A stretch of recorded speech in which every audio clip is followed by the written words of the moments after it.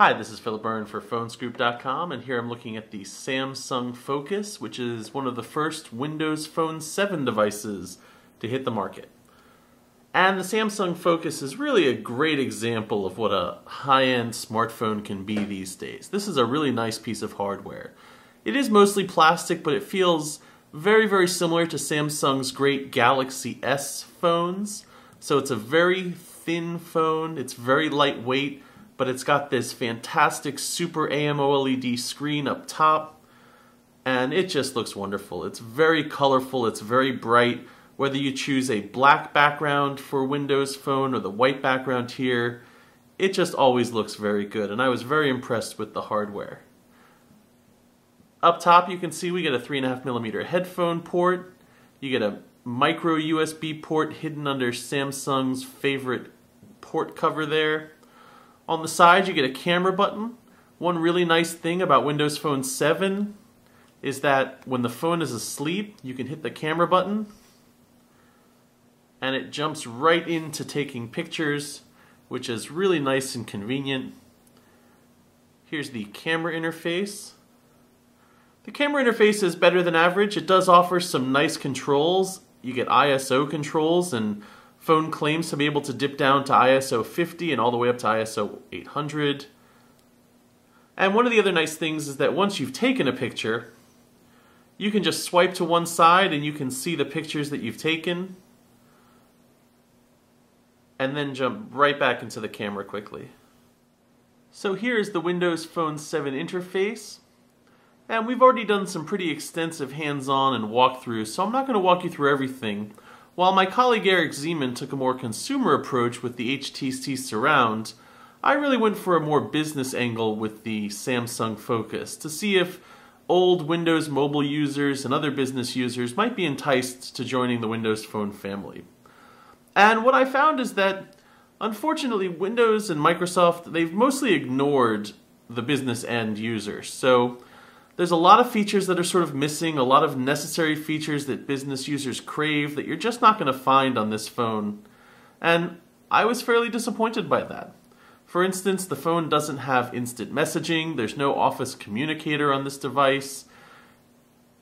There are really just a lot of the basic features that you might have enjoyed on Windows Mobile that are missing here. And one of the ironies is that Microsoft has waited so long that you can actually find a lot of these features on the Apple iPhone. So if you need Office Communicator for work, you can find it on the iPhone, but not on a Windows Phone 7 device. And that's really unfortunate for Microsoft. I think they're missing out on their corporate consumers who are really a big part of the Microsoft Windows Phone fan base. One of my biggest complaints about Windows Phone 7 for business users is that it just did a very bad job with Office attachments. This is a Microsoft Word document, and I type this in Word on my Windows 7 laptop. And here you can see, sure, you can read it, you can edit, you can add comments and that sort of thing. But this really just doesn't look like a Microsoft Word document. There's no way to see this document in its perfect Microsoft Word layout, and that's something that I think Office users really want.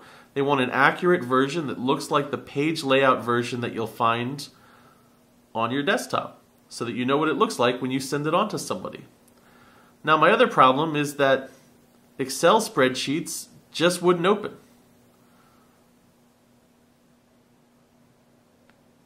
There was trouble with Excel spreadsheets, and I also had trouble with PowerPoint presentations. And these are not very complicated documents. I'm not doing corporate ledger work here or P&L statements. I'm really just doing some very basic Excel and PowerPoint work, and yet the phone couldn't handle it.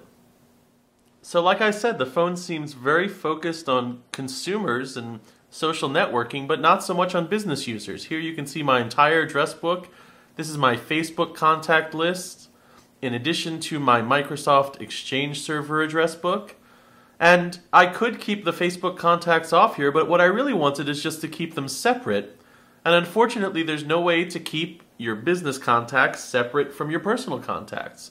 You can't create groups. There's really nothing else that you can add to contacts to separate them out. And really, groups are a very basic part of address books. I've seen groups on address books, even on the most basic feature phones. So The fact that it's lacking here on this address book is really just strange. Of course, you can read status updates and comment on people's Facebook status, but if I'm working, I really want to focus on my business contacts and not so much on my friends. At least not until I get home. So that's Windows Phone 7, at least for business people.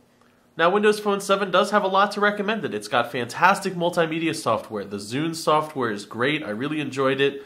I really liked Netflix on this device. I love the music player. It just looks fantastic. For taking and sharing photos, this is a really great device.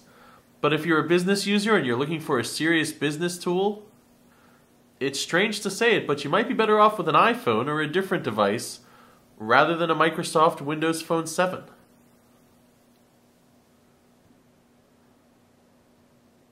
For PhoneScoop.com, this is Philip Burns.